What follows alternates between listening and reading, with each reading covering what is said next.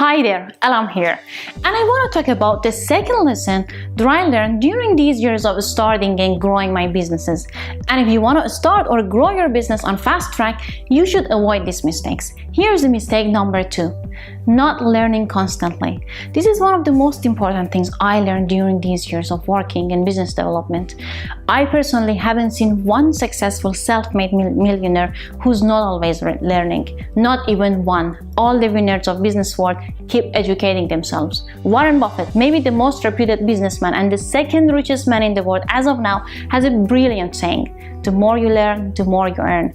Successful people are addicted to learning. So I want you to really think about it and take this mindset and never stop learning. And it's even more important when you're running your own business, because you need to stay sharp, and that requires constant learning. And there's a trap that most of us fall into. As soon as we reach to a certain financial and success level, then we start thinking, okay, finally everything is fine, now I'm the one. But there are always competitors claiming to be the next best. So if you want to stay ahead of the game, keep learning. So this was the lesson 2 in starting and growing your business.